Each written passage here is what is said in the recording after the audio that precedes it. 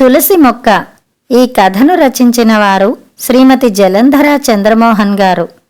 ఈ కథ వనిత మాసపత్రికలో నవంబర్ 1982లో ప్రచురితమైంది. ముంగిట్లో ముగ్గును చూస్తోంది. చుక్కలో పడే నీరెండను కన్నీటి చుక్కలతో తుడుస్తోంది. ఆలోచించకూడదనుకుంటోంది.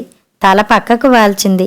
కొమ్మకు ఊగుతున్న రోజా పువ్వు పసుపుగా, బంగారం రంగు దిగినట్టుగా, పసుపు రాసుకున్న పచ్చి బాలింత పసిమిలా, తనకు కాని మనోహరుడి కోసం చూసే మానిని మనస్వినిలా, జవ్వనంలో ఉన్న తపస్వినిలా. కళ్ళు తుడుచుకుంటూ వరండాలో నుంచి లోపలికి చూసింది. మనీ ప్లాంట్ గుబురుగా, అందంగా, కన్న తల్లిలా పచ్చగా. ఎందుకు ఏ ఖరీదు లేని నీలో ఇంత అందం? మృదువుగా ఆకులు సవరిస్తూ ఉండిపోయిందామె. మీ ఇంట్లో మనీ ప్లాంట్ చాలా బాగా పెరుగుతుంది అంటే డబ్బులు ఎక్కువ ఉంటాయనా? మనసులో ఎవరో ఏనాడో అన్న స్పందన ఉలిక్కి పడింది. మెల్లగా కనుకొలంలో నీటిని తుడుచుకుంది. తుడుచుకున్న కొద్దీ కంటిలో నీరు జివ్వున ఊరుతోంది. ఉన్నవాడికి లేనివాడికి కూడా లేదు అనుకోకుండా ఉండే వెన్నెల, పిల్లగాలి, వీటిలాంటిదే ఈ కన్నీరు కూడా. ఆ ఒంటరితనంలో మౌనంగా, మూగగా, మూలగా మోగుతున్న వీణ స్పందిస్తోందా అన్నట్టు ఏడుస్తోంది.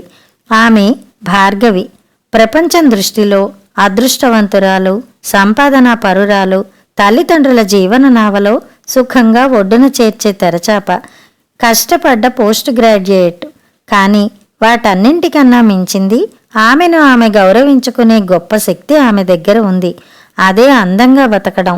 ఉయ్యాల్లో కళ్ళు తెరిచిన్నాడు పెద్ద కూతురుగా పుట్టిన పాపాయికి అందంగా తొట్టెలో కట్టిన రంగుపూసల తోరణాల సౌందర్యంతో ఆ పాప కళ్ళు మెరిశాయి.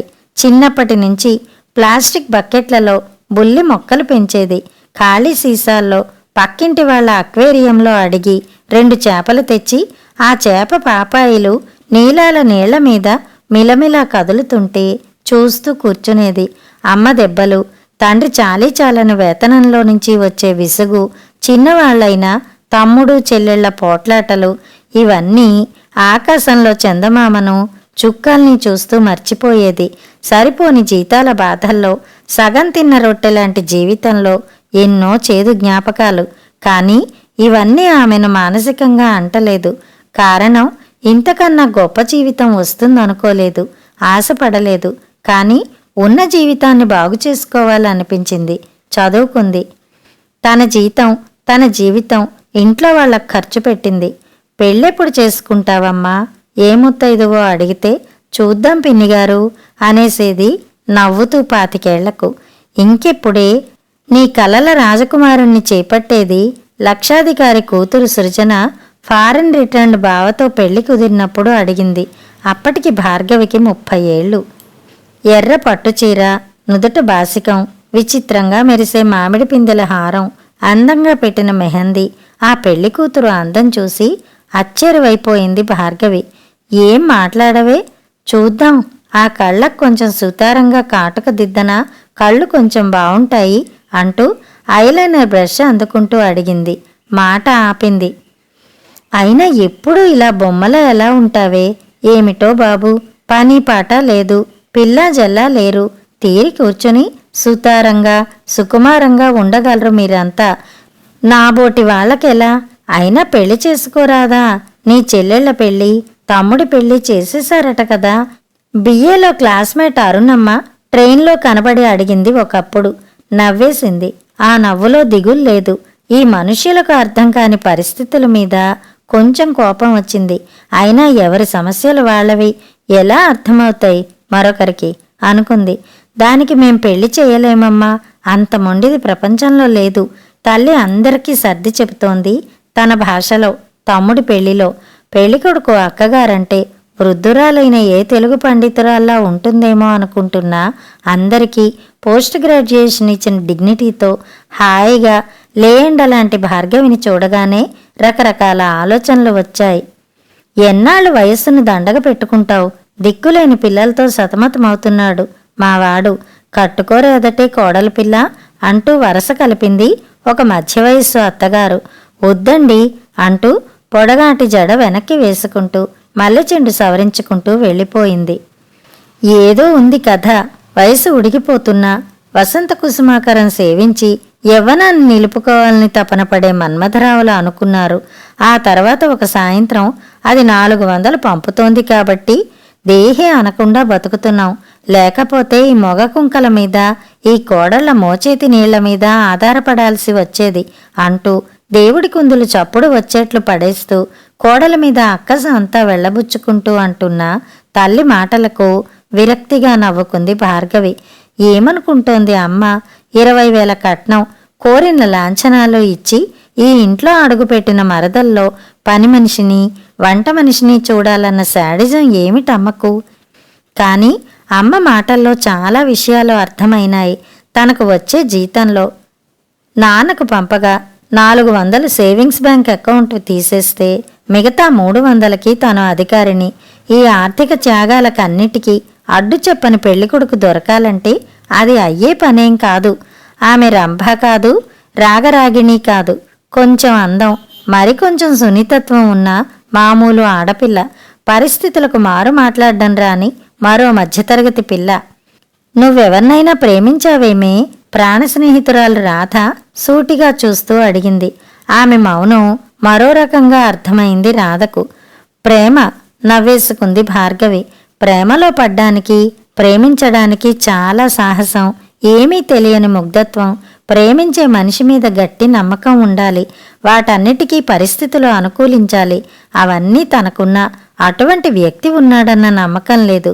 కానీ ఆమె జీవితపు సహారాల్లో కొన్ని తొలకరి జల్లులున్నాయి. చెప్పదు కాని 17 ఏళ్ల ముగ్ధత్వంలో, వయసొచ్చిన అందంలో భార్గవి చాలా బావుండేది. ముగ్గేసుకుంటున్నా, వెనక పెరట్లో బట్టలు ఉతుక్కుంటున్నా, పక్కింటి బ్యాంకులో నుంచి తననే ఏవో 2 కళ్ళు గమనిస్తున్నాయని అర్థమైంది ఆమెకు. వయసు ఆమె బుగ్గల్లో ముద్దమందారాలు పోయించింది. జీవితంలో అన్ని రకాల భావాలకు నిర్వచనం ఒకటే, గుర్తింపు. ప్రతి సెంటిమెంటుకు, ప్రతి త్యాగానికి ఆఖరి అర్థం తన ప్రత్యేకత నిలుపుకోవడం, అహం సంతృప్తి పడడం. తన కోసం ఎవరో చూస్తున్నారు, అది గొప్ప భావం. అమ్మా, పక్కింటి మేనేజర్ గారు మీ ఇంట్లో తులసి మొక్క ఉందంటే ఇమ్మన్నారమ్మా. వాకిట్లో కూర్చుని చెల్లెళ్లకు చదువు చెప్తున్న భార్గవి ఉలిక్కి పడి చూసింది. బ్యాంక్ ప్యూను అర్థం కానట్టు చూసింది. వెంటనే ఆ ముందు రోజు జరిగిన విషయం గుర్తుకు వచ్చింది. పెరడు నిండా ఇంత తులసి మొలిచిందేమే అడ్డదిడ్డంగా అమ్మ మొక్కలకు పాదులు పెడుతూ అరిచింది. తులసి కోటలో కృష్ణ తులసి, లక్ష్మీ తులసి కలిపి వేశానమ్మా. పోన్లే, మిగిలిన మొక్కలుండని, తులసే కదా అంది భార్గవి. అప్పుడు గోడ పక్కనెక్కడో ఆయన ఉండి ఉంటాడు. ఒళ్ళు జలధరించిందామెకు. బ్రహ్మచారికి తులసి మొక్కతో ఏం పనయ్యా? పూజ చేస్తాడా, పురస్కారం చేస్తాడా? అయినా తీసుకెళ్ళు, బోలెన్నారు పడింది అమ్మ అంటోంది. ఇవన్నీ వినబడి వినపడకుండా ఉన్నాయి భార్గవికి. నరాల్లో ఏదో తెలియని మత్తు ఊహలకు రెక్కలు కట్టి విను వీధుల్లో ఎగరేసుకుంటోంది. ఏమిటి ఆ కూర్చోవడం? ఆ పిల్లలెప్పుడో లేచిపోయారు, పట్టించుకోవే. మోకాళ్ల మీద తల పెట్టుకుని అలవోకగా ఆలోచిస్తున్న భార్గవిని చూస్తూ అరిచింది తల్లి. ఆనాటి నుంచి దొడ్లో పని చేసుకుంటున్నా, నూతిలో నీళ్లు తోడుతున్నా, పక్కింటి కాంపౌండ్ దగ్గర అలికిడైనా ఏవో 2 కళ్ళు తననే చూస్తున్నాయనే భావం భార్గవిలో కొత్త అందాన్నిచ్చింది. మాటలో అందం, కళ్లల్లో మెరుపు, నడకలో వయ్యారం వచ్చాయి. వాళ్ళింటి మందార గుబురు వెనకాల ఎవరిదో అలికిడైనప్పుడల్లా అతనేనని తల ఎత్తేది కాదు భార్గవి. పక్కింట్లో కుర్రాడికి బ్యాంకులో పనిట, మనవాళ్లేట, వెళ్ళి విచారించకూడదు అంటూ తల్లిపోరు. తండ్రి కదలడం విన్న భార్గవి ఆ రోజు నిద్రపోలేదు. ఆ మన్నాడు జ్వరం, తలకాయ నొప్పి. 3వ రోజు ఆ పిల్లాడికి అభ్యంతరం లేదట. తల్లి తండ్రిని కనుక్కోమన్నాడు. అన్న తర్వాత లేచింది లేడిలా, జలపాతంలా, కదిలే మబ్బులా, ఇంద్రధనస్సులా. అలా హాయిగా తిరిగింది. వేసుకున్న ప్రతి బట్ట, చేసుకున్న ప్రతి అలంకారం, పూస్తున్న ప్రతి పువ్వు నా కోసమే, నా అందం కోసమే అనుకుంది. వారం తర్వాత వాళ్ళు చాలా పెద్ద ఎత్తున ఉన్నారమ్మాయి, చూద్దాం అనగానే తండ్రిని అతనే ఒప్పిస్తాడు అనుకుంది. కాని సహం ఉత్సాహం చల్లబడింది. మరొక వారం గడిచింది మూగగా. బ్యాంక్ కిటికీల వంక, లోపల తిరుగుతున్న ఫ్యాన్స్ వంక, పైన అతను ఉండే గది వంక అర్థం కానట్లు ప్రశ్నార్థకంగా చూస్తూ గడిపేది. అందని వాటి జోలికి పోవడమేమిటి? బంగారం లాంటి పిల్లాన్ని వదులుకుంటారా? మన ఎదురింటి వాళ్ళు ఎప్పుడో కాపు వేశారు. పిల్ల బావుండదని సందేహించారట మొదట. 1,00,000 రూపాయల కట్నం, బోలెడంత సామాను, ఇవన్నీ మనమెక్కడ తేగలం? ఇప్పుడు ఒప్పుకున్నారట. సహా అసూయగా, సహా నిస్సహాయంగా తల్లి చెబుతోంది పక్కింటి మాణిక్యమ్మకు.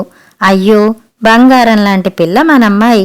పోన్లే, దేనికైనా ప్రాప్తం ఉండాలి. 1 గ్లాసు కాఫీ పొడి ఇయ్యి, పోతా అంటూ లేచిందామె. గదిలో గోడ కానుకుని కూర్చుని ఉంది భార్గవి.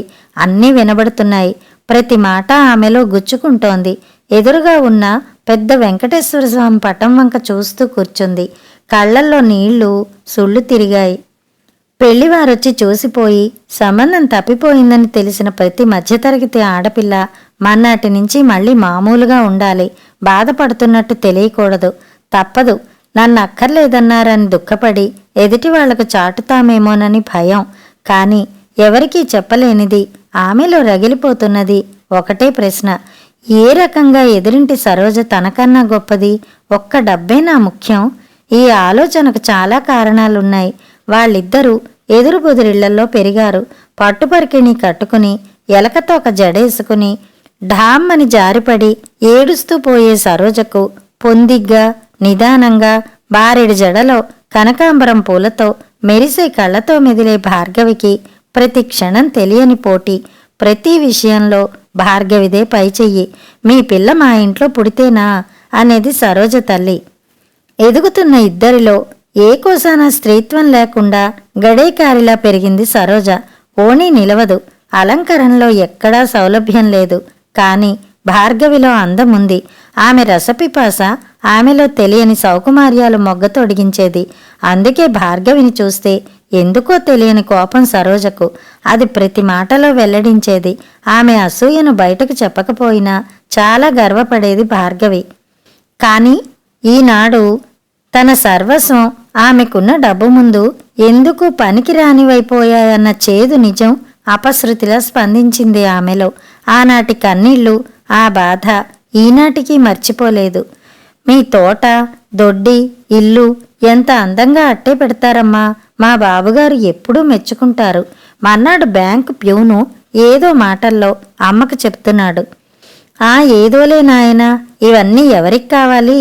హోదాలు, కట్నాలు ఆ ఎడ్డిమడ్డి స్వరూపాన్ని చేసుకుంటున్నాడుగా, అనుభవించమను అని మూతి 3 వంకర్లు తిప్పి లోపలికి వచ్చేసింది అమ్మ.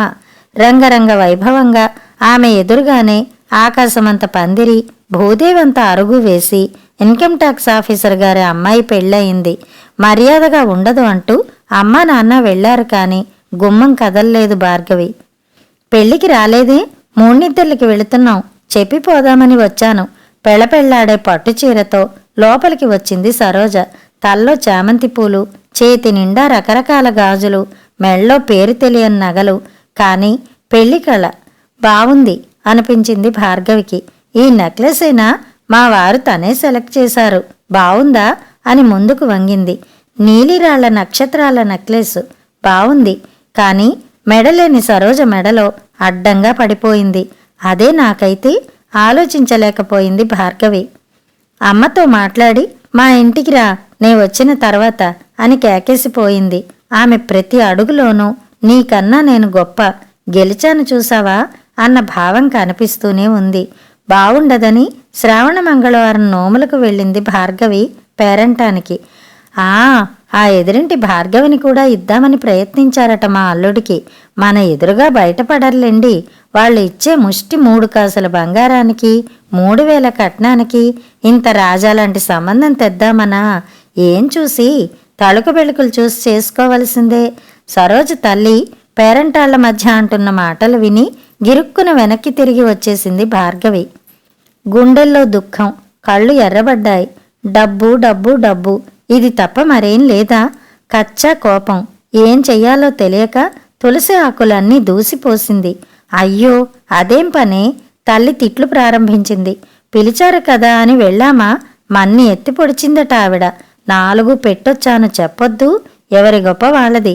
సరేలే, డబ్బుంటే కొండ మీద కోతి దిగొస్తుందంటారే, అట్లాగే తెచ్చుకున్నాడు నీ అల్లుడు అని దులిపేశాను.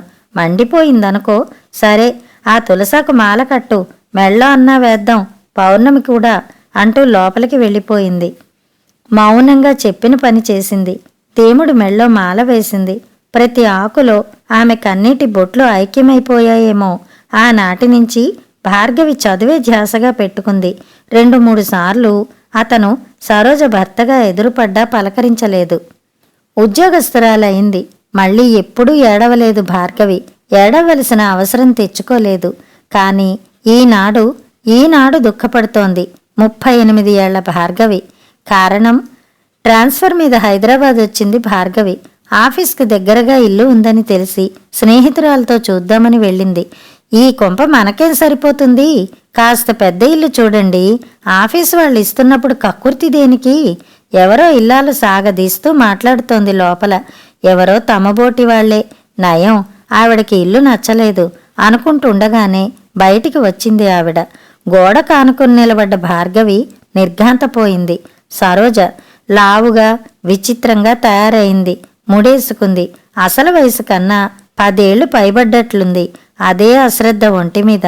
ముక్కు మీద జారిన కుంకుమ, చెదిరిపోయిన కుచ్చెళ్ళు, నలిగిపోయిన చీర, మరింత మోటుగా తయారైన చేతులు, రవ్వల నగలు. ఎవరది? నువ్వా భార్గవి? ఏమండోయ్ భార్గవి! ఒక్క అరుపు అరిచింది. ఇరకాటాన పడ్డది భార్గవి. లోపల నుంచి బయటికి వచ్చాడతను. పొడుగ్గా, హుందాగా అలాగే ఉన్నాడు. కొంచెం జుట్టు నెరిసింది. హలో అంటూ సూటిగా ఆమె కళ్ళల్లోకి చూశాడు. తల వంచుకుంది భార్గవి. అతని చూపులు ఈ 2 ఆడవాళ్లను తూచి లెక్క కడుతున్నాయి. సరే, ఇహ పదండి. గబుక్కుమన వెళ్ళి కారెక్కింది సరోజ. వెనక్కి తిరిగి చూసి వస్తాను అని చెప్పి వెళ్ళిపోయాడతను. ఎవరే వాళ్ళు? ఇంత ఆపోజిట్ పేరు స్నేహితురాలు కుదుపుతూ అడిగింది. ఏమని చెబుతుంది భార్గవి? ఆ మన్నాడే ఆ ఇంటికే అడ్వాన్స్ ఇచ్చింది. ఇంట్లో చేరిన 2వ రోజు తెలిసింది ఎదురింటి బంగళాలో సరోజ ఆమె భర్త చేరారని. పట్టించుకోకూడదనే అనుకుంది భార్గవి. ఒంటరితనం, సరిపోయే డబ్బు ఆమెలోని కళాకారిణ్ణి నిద్రలేపాయి. ఆ పనికిరాని పాత కొంపను చక్కటి కుటీరంలా తీర్చిదిద్దింది. అక్కడొక మనీ ప్లాంటు, ఇక్కడొక మల్లెతీగ, బుల్లి తోట. 4 నెలల తర్వాత ఒక ఆదివారం మధ్యాహ్నం పుస్తకం చదువుకుంటూ కూర్చుంది. పరదాకు కట్టిన గంటలు మృదువుగా మోగుతున్నాయి. గాలి దుమారంలా వచ్చి పడింది సరోజ. అసలు నీ ఉద్దేశం ఏమిటి? కూర్చుంటూ అంది. ఏమిటి? అర్థం కాకుండా అడిగింది భార్గవి. ఎదిరింట్లో చేరి ఈ రంగేళీ రాణి వేషాలన్నీ ఏమిటి? నా మొగుణ్ణి నాకు కాకుండా చెయ్యాలనేనా? ఏమిటి నీ ఉద్దేశం? ఇల్లు సర్దడం నేర్చుకోరాదు? ఆవిడని చూసి మనిషి అంటే అలా ఉండాలి. అంత వయస్సే కనబడదు. ఎందుకు? నీకేం తక్కువయిందని? ఒంటి మీద శ్రద్ధ ఉండదు. ఛీ, ఆ ఇంటి ముందు మన ఇల్లు తలుచుకుంటే అశుద్ధంలో అడుగుపెట్టినట్టుంది. ఇవన్నీ నా మొగుడి మాటలు విన్నావా? అయినా గడేకారిలా 38 ఏళ్లు పైబడ్డా పెళ్లి గిళ్ళి లేకుండా ఇలా అందంగా అలంకరించుకుంటూ వృద్ధకన్యలా తిరుగుతూ ఎదుటి వాళ్ల కాపరాలు పాడు చేయకపోతే ఎవడో గంతకు తగ్గ బొంతను కట్టుకోవచ్చుగా అని కంకర్రాళ్లలాంటి మాటలు కుమ్మరించిపోయింది సరోజ. ప్రపంచమంతా ఏకమై నీకు వయసైపోతోంది అని జ్ఞాపకం చేసినప్పుడు ఏడవని భార్గవి, ఎదటి మగవాళ్లన్న వెకిలి మాటల్ని లెక్క చేయని భార్గవి, ఇంటా బయట తన వ్యక్తిత్వంతో నిలబడ్డ భార్గవి, తన లోకాన్ని తాను సృష్టించుకుని అందులో ఆనందపడే భార్గవి మొదటిసారిగా చాలా రోజుల తర్వాత వృద్ధకన్యవు అంటూ సరోజ తిట్టిన తిట్లకు వెక్కి వెక్కి ఏడ్చింది. కొమ్మన ఊగే రోజా పువ్వు, ఆకుచాటు మందార పువ్వు, ముంగిట్లో ముగ్గు, ఎదురింటి భవనపు యజమానిని ఒక్కటే ప్రశ్నించాయి మౌనంగా. అంత తులసి మొక్క మీద మోజున్న వాడివి గంజాయికేమని అమ్ముడుపోయావు మేనేజరు అని. కథ సమాప్తం.